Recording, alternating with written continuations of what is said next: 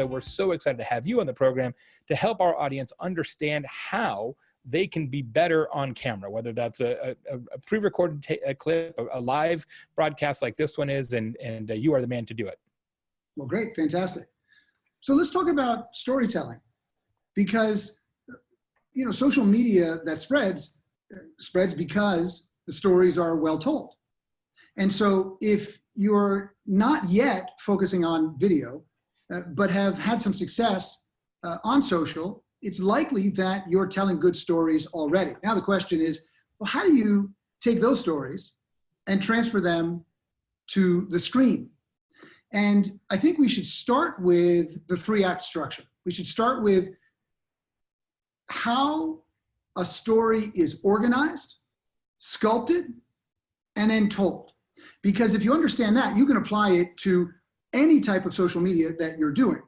Certainly, you can apply it to any sales pitch as well. Anytime you're trying to get people to see the world differently, to think differently, to feel different, and of course, to act differently. I mean, that's our goal. So when it comes to social, usually people, to me, it seems, are really focusing on themselves. Hey, look at us, look what we've done, look at this is great, it was wonderful. But the fact of the matter is, if we have an objective, if we know what we're trying to achieve with respect to how we want other people to think, feel, or behave, well, then it gives us a focus. Yeah. And then our stories can be designed to serve the end. Every play or movie or musical uses the 3-act structure in one way, shape, or form. And each story inside any larger story uses the 3-act structure. So Act 1 is exposition. It's the given circumstances. It's the time, the setting, the place. If we don't have enough exposition, we get lost. We don't understand what happens in Act 2 and 3. If we have too much exposition, we get bored and we leave. It's a little bit like watching a French film. You're like, I'm sure something's going to happen. Something's going to happen at some point. Eventually.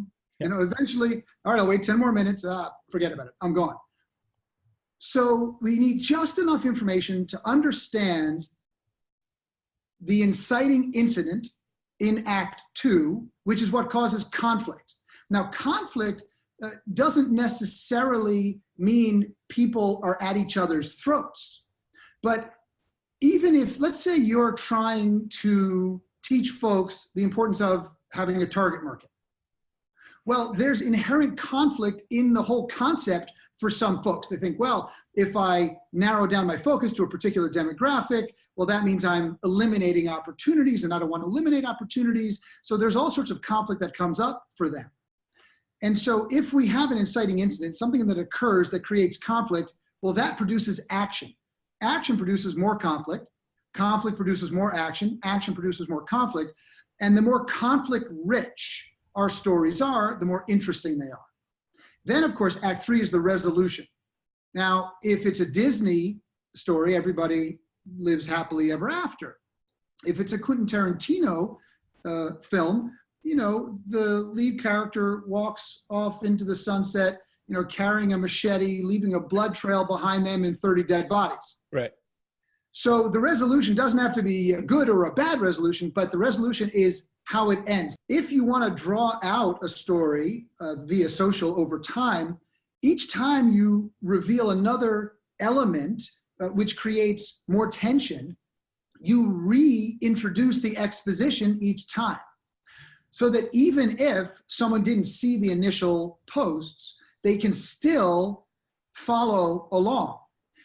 Do you know, there are some TV shows that you can pick up in the middle and you understand exactly what's happening. There are other TV shows that you'll pick up in the middle and you'll be completely lost. And so, the producers and writers, they're making very strong decisions with respect to how they're designing, how they're creating these programs.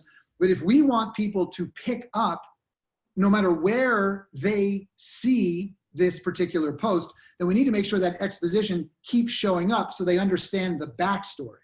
If someone's doing a video and they tend to ramble, well, that's something they need to work on, because if their content is brilliant, but yet the first 15 minutes of the video seems all over the place, they're not going to get to what is really meaningful for the viewer.